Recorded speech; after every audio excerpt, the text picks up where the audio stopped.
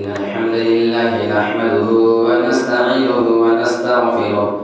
ونعوذ بالله من شرور أنفسنا ومن سيئات أعمالنا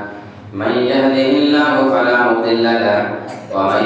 يضلله فلا هادي له وأشهد أن لا إله إلا الله وحده لا شريك له وأشهد أن محمدا عبده ورسوله يا أيها الذين آمنوا اتقوا الله حق تقاته ولا تموتن إلا وأنتم مسلمون يا أيها الناس اتقوا ربكم الذي خلقكم من نفس واحدة وخلق منها زوجها وبث منهما رجالا كثيرا ونساء واتقوا الله الذي تساءلون به والأرحام إن الله كان عليكم رقيبا يا أيها الذين آمنوا اتقوا الله وقولوا قولا سديدا يصلح لكم أعمالكم ويغفر لكم ذنوبكم ومن يطع الله ورسوله فقد فاز فوزا عظيما أما بعد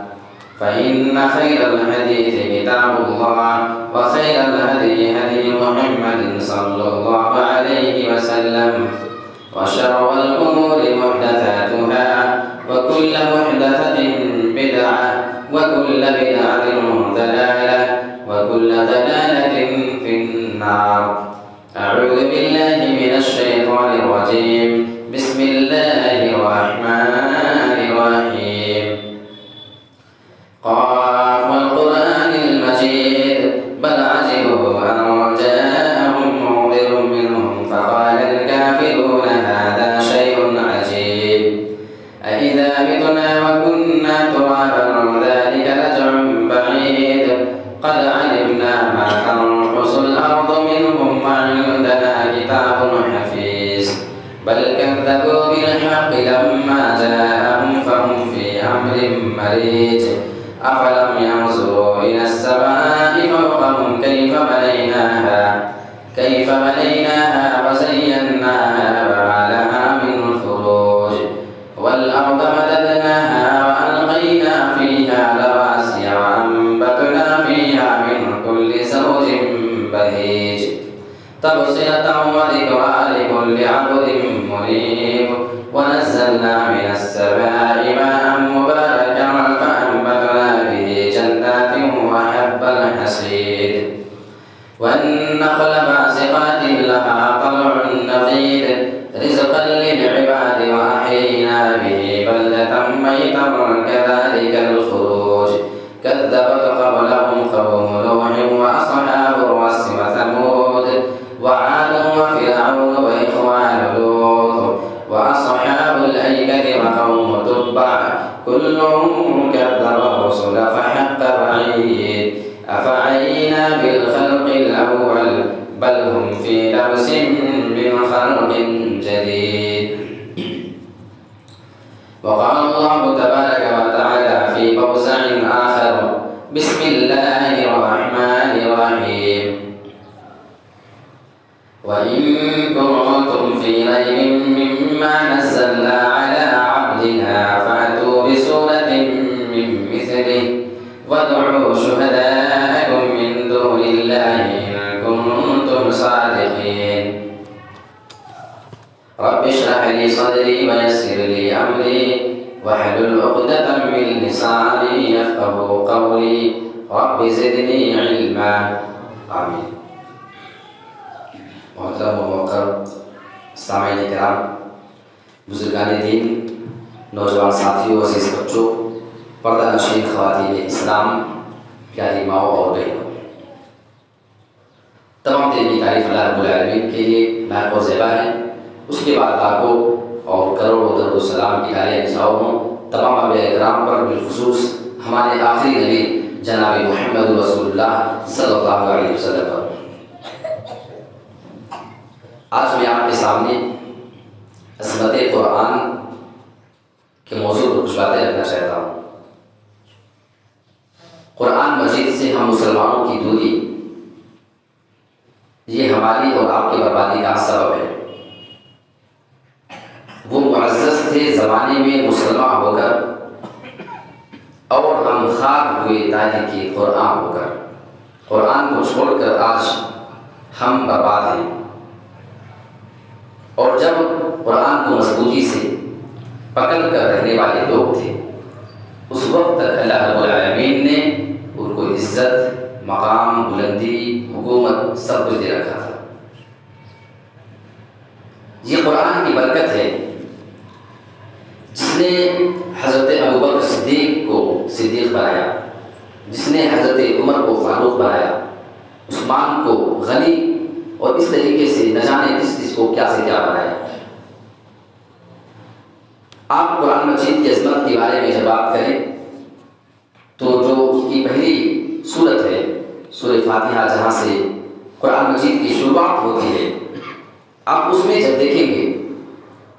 تو 7 آیتیں سورہ فاتحہ کے اندر ہیں، اور یہ بہت ہی جامع اور معنی آیت ہے۔ ہر نماز میں اس کا پڑھنا ضروری ہے۔ ویسے تو مکمل اس صورت کے بارے میں بات کریں گے تو اسی پہ ہی بات ہو جائے گی، لیکن آپ اگر وہاں پہ دیکھیں تو الحمدللہ رب العالمین، ساری تعریف، تمام قسم کی تعریف اس اللہ کے لیے ہے جو پوری کائنات کا رب ہے، پوری کائنات کا رب ہے، اسی کے لیے ساری کی ساری تعریف ہے۔ الرحمن الرحیم، جو بڑا مہربان ہے، نہایت رحم کرنے والا ہے۔ یہ قرآن میں اللہ خود اعلان کرتا ہے کہ میں بڑا مہربان اور رحم بھی بہت زیادہ کرنے والا ہوں۔ یعنی ہم مسلمانوں کو ایک طریقے سے یہ دعوت ہے کہ تم کبھی ہماری رحمت سے مایوس مت ہونا، ہم تمہارے ایک ایک گناہ کو معاف کرنے پہ قادر ہیں شرک کے علاوہ، اور اگر تمہارے پاس توبہ اور معافی دے کر کے آؤ گے، ہم مہربان ہیں، تمہیں معاف کریں گے، ہم رحم کرنے والے ہیں، اپنی رحمتیں تمہارے اوپر نازل کریں گے۔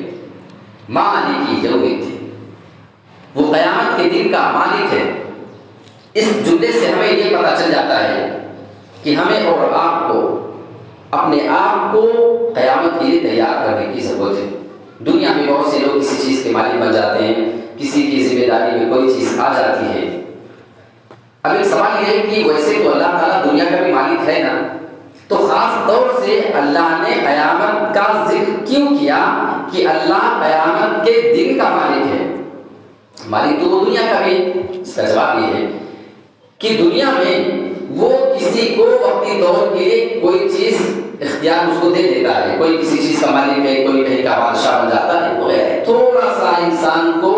اللہ دنیا میں کوئی نہ کوئی چیز، کچھ اختیار، کچھ باور دے دیتا ہے، لیکن اللہ نے فرمایا مالک یوم الدین، جو قیامت کا دن ہوگا، وہ جو فیصلے کا دن ہوگا، اس دن کسی کو ذرہ برابر بھی اختیار نہیں دیا جائے گا، پاور نہیں دیا جائے گا، وہاں پہ ٹوٹل پاور صرف اور صرف اللہ کا چلے گا۔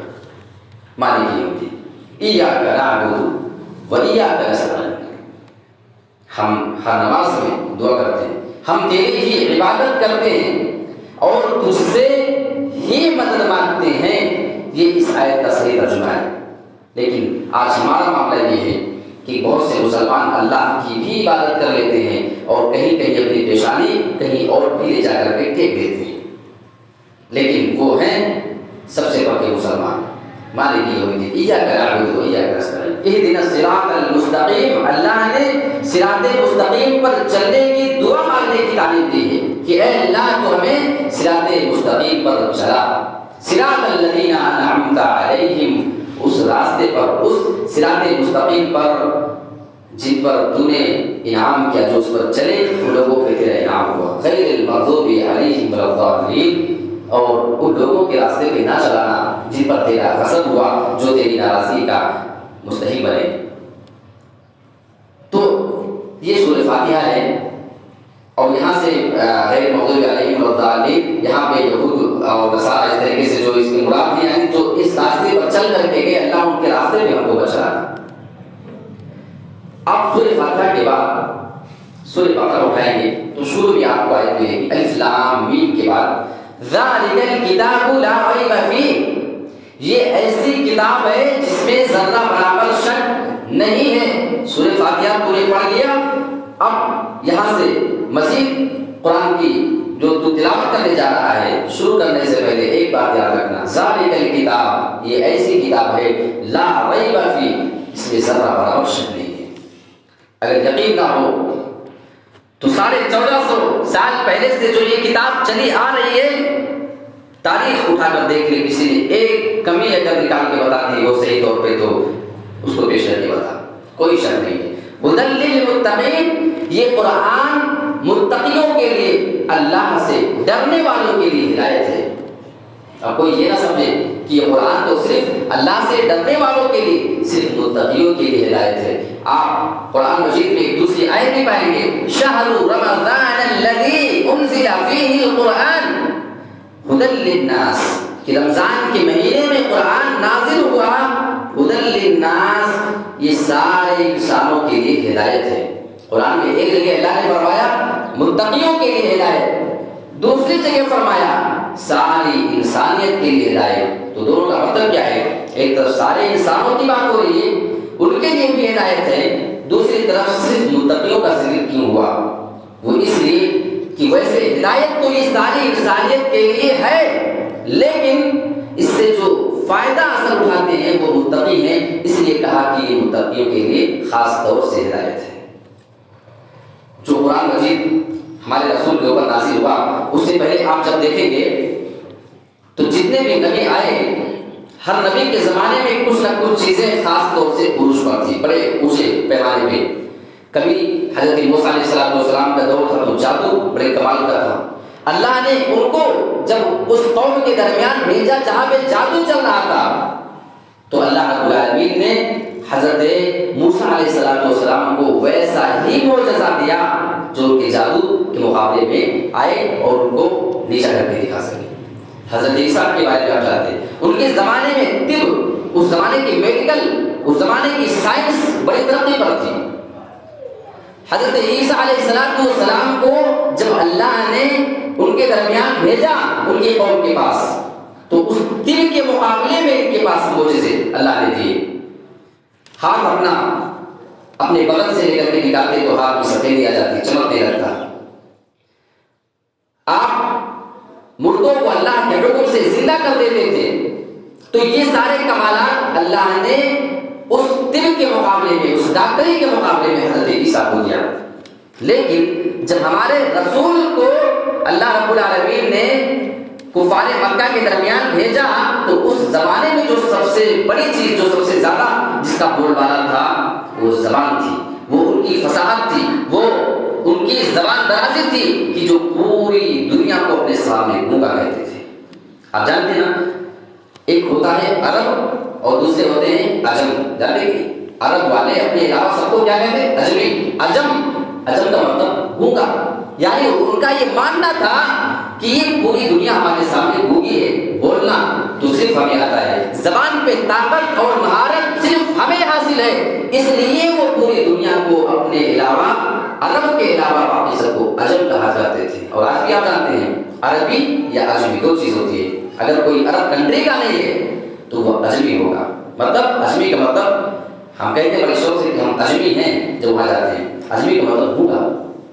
تو یہ چیز کہاں سے آئی؟ یہ ان کی سوچ تھی کہ پوری دنیا ہمارے سامنے ہوگی ہے، صرف ہمیں زبان آتی ہے عربی بس۔ تو اس زمانے میں جب رسول کو اللہ رب العالمین نے بھیجا تو ان کے سامنے بڑا چیلنج تھا، کوئی دوسری چیز نہیں چلتی، زبان کے مقابلے میں زبان اسے معیار کی، اس سے کہیں زیادہ اونچے پیمانے کی ہونی چاہیے تھی۔ اور اللہ نے بھیجا اور قرآن میں اعلان کروا دیا، اے میرے رسول آپ ان لوگوں سے اعلان کریں۔ جب اللہ کے رسول صلی اللہ علیہ وسلم ان کے درمیان اسلام کی تبلیغ کرنے لگے، کوئی آپ کو پاگل، کوئی مجنون، کوئی دیوانہ، کوئی شاعر، الگ الگ خطاب دیا جانے لگا تھا، اس وقت اللہ نے قرآن میں ایک آیت نازل کی، وَإِن كُنتُمْ فِي رَيْبٍ مِّمَّا نَزَّلْنَا عَلَىٰ عَبْدِنَا فَأْتُوا بِسُورَةٍ مِّن مِّثْلِهِ۔ اے میرے رسول آپ ان عرب والوں سے یہ بات کہہ دیں، قُلْ إِن كُنتُمْ فِي رَيْبٍ مِّمَّا نَزَّلْنَا عَلَىٰ عَبْدِنَا، اے میرے نبی آپ ان عرب والوں سے یہ بات کہہ دیں، اگر جو ہم نے اپنے بندے پہ نازل کیا، قرآن نازل کیا ہے، اگر اس کے بارے میں تمہیں ذرہ برابر بھی شک ہو فاتو بسورۃ من مثلہ، تو اس قرآن کے جیسی کوئی دوسری کتاب تم بھی بنا کر کے دکھا دو۔ تم تو پوری دنیا کو اپنے سامنے گونگا کہتے ہو، پوری دنیا تمہارے سامنے تمہیں گونگی نظر آتی ہے، تم سب سے بڑے زبان کے ماہر ہو۔ اگر تم اس قرآن کے بارے میں شک ہے کہ محمد اپنی جانب سے بنا کر کے پیش کر رہے ہیں، تو اس قرآن کے جیسی کوئی دوسری کتاب لے آ کر کے دکھا دو۔ اور اللہ کے رسول کو جو اللہ نے ان کے درمیان بھیجا، آپ جانتے ہیں اللہ کے رسول امی تھے۔ امی کا مطلب آپ پڑھے لکھے نہیں تھے۔ اگر آپ نے کہیں پہ داخلہ لیا ہوگا کسی مدرسے، کسی اسکول، کسی یونیورسٹی میں اگر کوئی تعلیم حاصل کی ہوتی تو لوگ کہتے کہ جہاں پہ یہ پڑھ کر کے آئے ہیں، جس استاد سے انہوں نے پڑھا ہے، شاید یہ وہیں کی باتیں ہوں، شاید یہ وہاں کی تعلیم ہمارے سامنے لا کر کے پیش کر رہے ہوں۔ لیکن اللہ کی حکمت یہ تھی کہ اللہ نے کسی دنیا کے استاد سے رسول کو نہیں پڑھوایا، کوئی دنیا میں رسول کا استاد نہیں ہے، بلکہ قرآن اٹھائیں گے۔ اللہ فرماتا ہے سنقرئک فلا تنسى، اے میرے رسول ہم تجھے ایسا پڑھائیں گے فلا تنسى، تو کبھی بھولے گا نہیں۔ دنیا میں کوئی استاد کسی کو پڑھا دیتا ہے، تھوڑی مدت کے بعد وہ چیز بھول جاتی ہے، اور اللہ کو یہ بات پسند نہیں آتی کہ ہمارے رسول کو کوئی ایسی تعلیم ملے جو بھول جائے بعد میں۔ اور دوسری بات یہ بھی ہے کہ اگر کوئی کسی کا استاد ہوتا ہے تو ہمیشہ وہ پوری زندگی مقام اور مرتبے میں اپنے شاگرد سے بلند رہتا ہے، اپنے اسٹوڈنٹ سے ٹیچر ہمیشہ مقام میں بلند رہتا ہے۔ ہمارے رب کو یہ منظور ہی نہیں تھا ہمارے رسول سے بڑی اور اس سے معزز ہستی دنیا میں رہے، کوئی ان کو پڑھا دے گا اس کا مقام ہمارے رسول سے بلند ہو جائے گا۔ وَرَفَعْنَا لَكَ ذِكْرَكَ، اے میرے رسول ہم نے تیرے ذکر کو بلند کر دیا ہے۔ یعنی اس کائنات کے اگر رب کے بعد کوئی دوسرا مقام کسی کو مل سکتا ہے، سیکنڈ پوزیشن کسی کو حاصل ہو سکتی ہے، تو وہ تو ہے میرا رسول، تو ہے۔ اگر دنیا میں آپ کو کسی استاد نے پایا ہوتا تو استاد کا مقام اپنے شاگرد سے بلند ہوتا ہمیشہ۔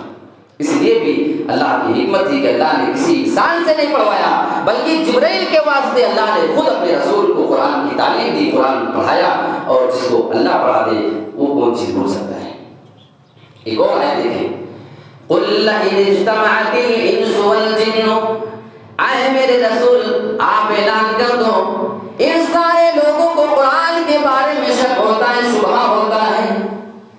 اگر قرآن جھوٹی کتاب ہے، لَئِنِ اجْتَمَعَتِ الْإِنسُ وَالْجِنُّ، اگر سارے دنیا کے انسان جمع ہو جائیں، جنات بھی جمع ہو جائیں، انسانوں کی پوری برادری جمع ہو، سارے جناتوں کی نسل آ جائیں، عَلَىٰ أَن يَأْتُوا بِمِثْلِ هَٰذَا الْقُرْآنِ، اس قرآن کے جیسی کوئی کتاب لانا چاہیں، لَا يَأْتُونَ بِمِثْلِهِ، تو سارے کے سارے لوگ مل کر کے، انسان بھی جنات بھی ایک دوسرے کے سپورٹر بن جائیں۔ قرآن میں اللہ اسی لفظ کا ذکر کرتا ہے وَلَوْ كَانَ بَعْضُهُمْ لِبَعْضٍ ظَهِيرًا، اگر ایک دوسرے کے سپورٹر ہو جائیں، مددگار بن جائیں، پھر بھی اس قرآن کے جیسی کوئی کتاب نہیں لا سکتے۔ یہ قرآن میں اللہ کا اعلان آج بھی باقی ہے، یہ چیلنج آج بھی باقی ہے، کسی کے اندر مجال ہے تو آئے اور اس اعلان کو قبول کر کے دیکھیں، اور یہ مقام حاصل ہو کیوں نہ۔ قرآن کو اللہ نے اس کی حفاظت کی ذمہ داری اپنے سر پہ لی ہے۔ اِنَّا نَحْنُ نَزَّلْنَا الذِّكْرَ وَإِنَّا لَهُ لَحَافِظُونَ، قرآن کو ہم نے نازل کیا اور ہم بھی اس کی حفاظت کرنے والے ہیں۔ اللہ نے بہت سی آسمانی کتابیں نازل کی، تورات بھی اللہ نے نازل کیا، زبور بھی اللہ نے نازل کیا، تورات بھی، زبور، انجیل، یہ ساری کتابیں اللہ نے نازل کیا، لیکن اس کی حفاظت کی ذمہ داری اللہ نے نہیں لیا۔ اور جب اللہ نے حفاظت کی ذمہ داری نہیں لی تو آپ انجام جانتے ہیں۔ آج دنیا کی وہ ساری کتابیں آدھی سے زیادہ مکس ہو چکی ہیں، ان کے ماننے والوں نے اس میں ایسی تبدیلی اور ہیر پھیر کر دیا ہے کہ حقیقت سے اس کا کوئی تعلق نہیں رہ گیا ہے۔ لیکن اس قرآن کو اللہ نے نازل کیا تو اس کی حفاظت کی ذمہ داری بھی اپنے اوپر لے لی ہے، اور اس کی حفاظت وہ بھی تو کیوں نہ۔ آپ دیکھیں دنیا میں آپ اگر حافظ قرآن گننا چاہیں، کاؤنٹ کرنا چاہیں، تو سچ یہ ہے کہ صحیح آنکڑا اس کا لگایا ہی نہیں جا سکتا۔ صرف ہندوستان میں دیکھ لو، آپ کو لاکھوں، کتنے لاکھوں کی تعداد میں آپ کو حافظ مل جائیں گے۔ بنگلہ دیش، پاکستان، عرب، ایک سے ایک کنٹری آپ کاؤنٹ کرتے جائیں، ہر دیش میں آپ کو لاکھوں حافظ قرآن کے مل جائیں گے، جو قرآن مجید کو مر زبانی شروع سے لے کر کے آخر تک آپ کو سنا کر کے دکھا دیں گے، شروع سے لے کر کے آخر تک وہ آپ کو لکھ کر کے بتا دیں گے۔ یہ اللہ کی حفاظت کی ذمہ داری کا نتیجہ ہے میرے ساتھی۔ یہ تو قرآن ہے نا، رسول کی حدیثوں کی حفاظت کی بھی ذمہ داری اللہ نے دی، اور حقیقت میں جو اللہ نے فرمایا کہ الذکر انا نحن نزلنا الذکر، ہم نے ذکر کو نازل کیا، تو علماء نے اس سے قرآن اور حدیث دونوں مراد لیا ہے۔ آپ دیکھ لیں رسول کی وہ حدیث جو 1450 سال پہلے تھی، آج ہمارے سامنے خوب اسی صورت میں موجود ہے۔ کون سی حدیث صحیح ہے، کون سی ضعیف ہے، کون سی منکر ہے، کون سی حدیث عمل کے لائق ہے، کون سی حدیث عمل کے لائق نہیں ہے، ساری حدیثوں کی ڈیٹیل ہمارے پاس موجود ہے۔ میں آپ کو بتاؤں کہ ایک عظیم ہستی کی زندگی ہمارے سامنے سے آ جائے، صرف اس کے لیے لگ بھگ 3 لاکھ لوگوں کی زندگی کو چھانا بنا گیا ہے۔ جتنے بھی لوگ حدیث بیان کرنے والے آ گئے، جن کا نام حدیث میں آ جاتا کہ انہوں نے بیان کیا، انہوں نے ان سے سنا، علماء نے ان کی زندگی کا پورا کچا چٹھا نکال دیا کہ یہ آدمی ہے کیسے، ان کا حفظ کیسا ہے، یہ اخلاق کے کیسے ہیں، ان کا اٹھنا بیٹھنا کیسا ہے۔ علماء حدیثوں کی حفاظت میں اتنے محتاط ہوتے تھے کسی سے لینے میں کہ اگر کسی آدمی کو کبھی یہ سن لیتے کہ یہ آدمی حدیث بیان کرتا ہے، حدیث صحابی جو ہوتا نا، جو حدیث صحابی کی بات نہیں ہوتی، ہمیشہ یاد رکھیں، صحابی تک معاملہ آ گیا تو بات ختم۔ صحابی بھی کوئی بات نہیں کرتا کہ یہ صحابی کیسے ہیں، ان کے بارے میں کوئی شک نہیں، لیکن اس کے بیچ میں جو 5-6 لوگ ہوتے ہیں جو حدیث بیان کرنے والے ہوتے ہیں کہ انہوں نے ان سے سنا، انہوں نے ان سے سنا، تو ان کی چھان بین کے لیے علماء نے کم سے کم 3 لاکھ لوگوں کی زندگی کو چھانا اور جانچا پرکھا کہ یہ کیسے ہیں، وہ کیسے ہیں، تب جا کر کے یہ حدیث ہم تک آئی۔ اور اس کی ایک میں آپ کو واضح مثال دوں تو آپ حیرت میں پڑ جائیں گے کہ کس طریقے سے، یہاں تو قرآن کی بات ہو رہی ہے نا، قرآن کی حفاظت تو آپ دیکھ رہے ہیں، وہ چھوٹے سے نسخے میں آج ہمارے سامنے سیف موجود ہیں، سینوں میں بھی موجود ہیں۔ امام بخاری رحمۃ اللہ علیہ کا ایک واقعہ بات عبرتناک ہے اس معاملے میں۔ اپنے ملک سے سفر کر کے دوسرے ملک میں وہ ایک حدیث سننے کے لیے گئے تھے۔ انہوں نے سنا کہ فلاں آدمی کے پاس رسول کی ایک حدیث ہے، بس ایک حدیث۔ بڑا آسان ہے نا، آج ہمارے سامنے حدیث کی کتابیں ہیں، حدیث کا درس دے دینا، حدیثوں کو سن لینا ہمارے لیے آسان ہے، لیکن ان علماء کے لیے، ان محدثین کے لیے کام بالکل بھی آسان نہیں تھا۔ صرف ایک حدیث کو سننے کے لیے امام بخاری رحمۃ اللہ علیہ اپنا ملک کو چھوڑ کر کے دوسرے ملک جاتے ہیں، دوسرے شہر جاتے ہیں، اس آدمی کے بارے میں معلوم کیا، لوگوں نے رہنمائی کر دیا کہ وہ فلاں آدمی ہے جس سے آپ حدیث سننے کے لیے آئے ہیں۔ امام بخاری نے اس کو دیکھا اور پہچان لیا، انتظار میں کھڑے تھے کہ وہ آدمی آئے، وہ حدیث سن کر کے نوٹ کرو، اس کے بعد چلا جاؤ۔ لیکن امام بخاری رحمۃ اللہ علیہ کیا دیکھتے ہیں کہ تھوڑی دیر کے بعد اس کو دیکھتے ہیں کہ وہ آدمی جس سے یہ حدیث سننے آئے تھے، اپنے گھوڑے کو وہ اپنے پاس بلا رہا تھا، اس کا گھوڑا پلک کر کے بھاگ رہا تھا۔ اب گھوڑا اس کے پاس جب نہیں آ رہا تھا تو وہ آدمی گھوڑے کے سامنے اپنا دامن پھیلا کر کے، اپنا کرتا جو بھی ڈالا تھا وہ دامن اس کو دکھا کر کے ایسے اس کو دھوکہ دے کر کے بلانا چاہ رہا تھا کہ جب گھوڑا دیکھے گا کہ میرے دامن میں کوئی چارہ ہے، کھانے کی چیزیں، تو دے کر کے آ جائے گا۔ پتا نہیں آپ لوگ بھی کبھی کبھی جانور کو بلاتے ہیں بکری بکرے کو، تو اس طریقے سے وہ آدمی کر رہا تھا۔ امام بخاری رحمۃ اللہ علیہ یہ معاملہ اپنی آنکھوں سے دیکھ رہے تھے۔ وہ آدمی اپنے پاس اپنے گھوڑے کو بلاتا ہے، گھوڑا اس کے پاس آیا، اس نے اس کی نکیل تھامی، اپنے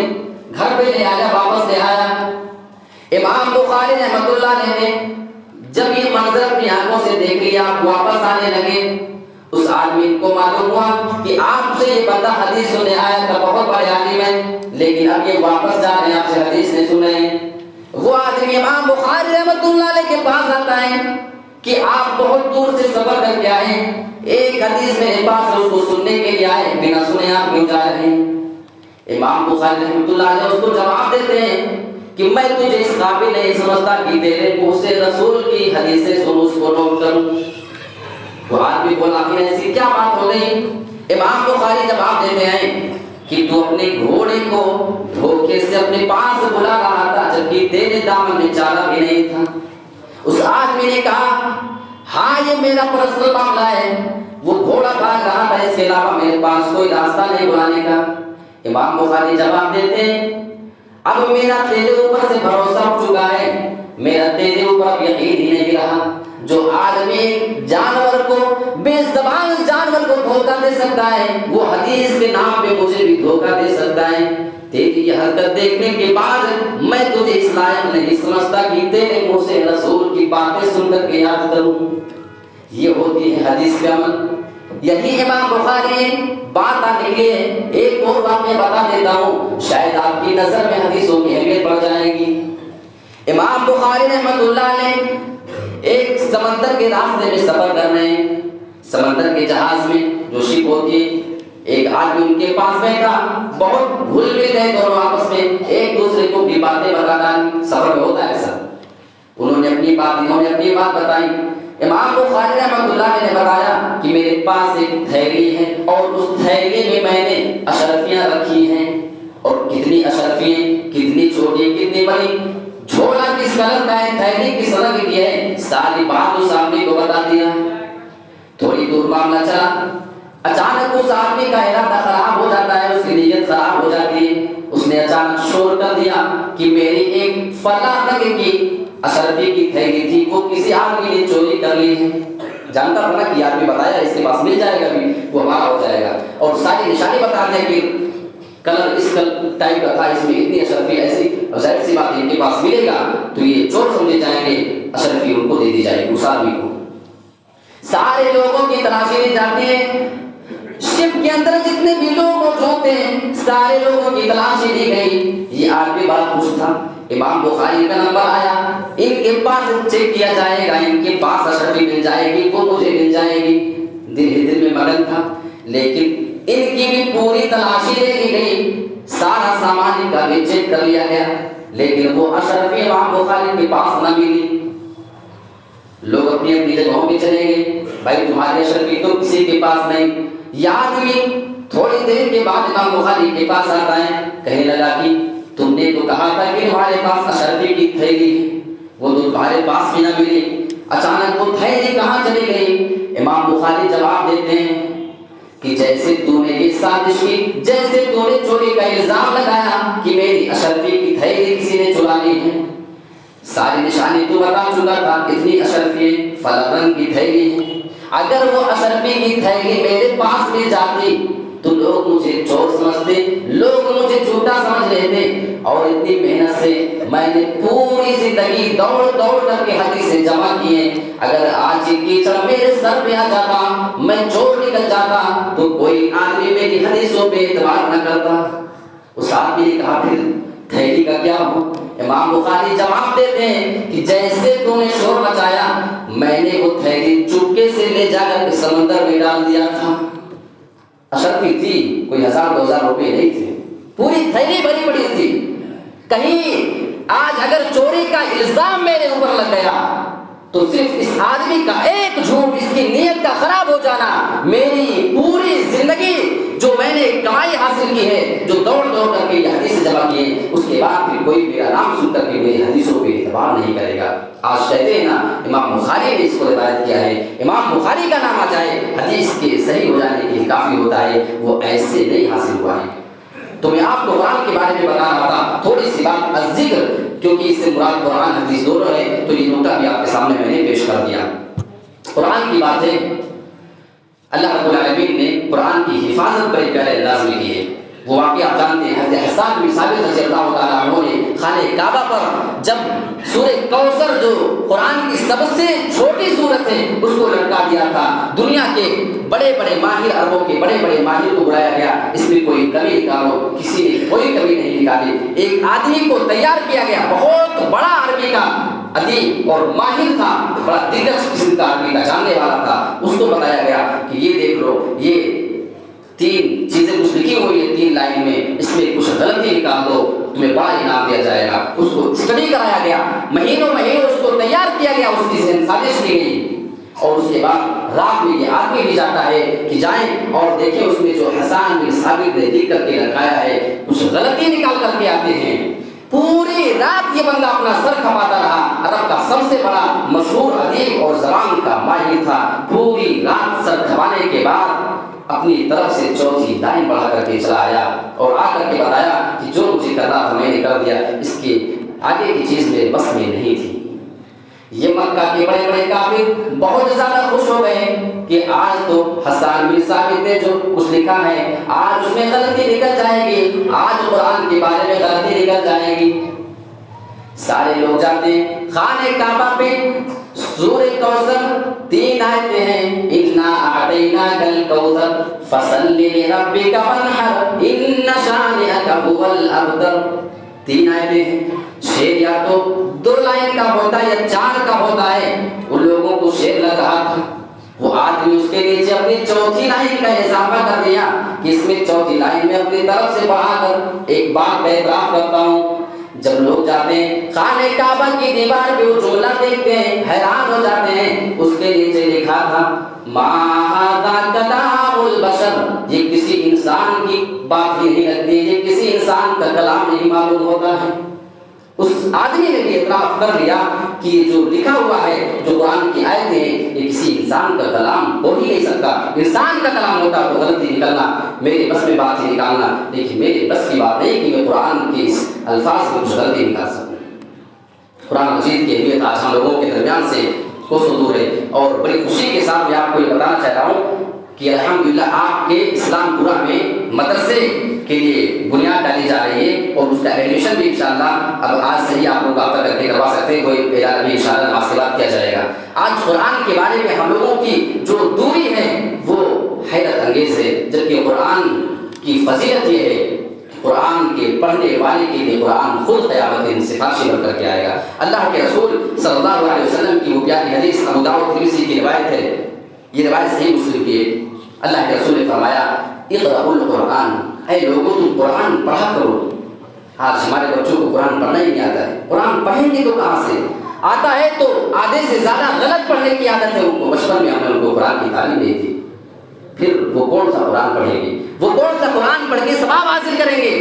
اللہ کے رسول نے فرمایا کیوں قرآن پڑھو، اس کا فائدہ اللہ کے رسول بتاتے ہیں فَإِنَّهُ يَأْتِي يَوْمَ الْقِيَامَةِ شَفِيعًا لِأَصْحَابِهِ، جو بندہ دنیا میں قرآن پڑھ کر کے آیا ہوگا، جو قرآن کی تلاوت کرنے والا ہوگا، قیامت کے دن جب وہ آدمی مجرموں کی لسٹ میں کھڑا ہوگا، وہ قرآن آئے گا اپنے رب سے سفارش کرے گا،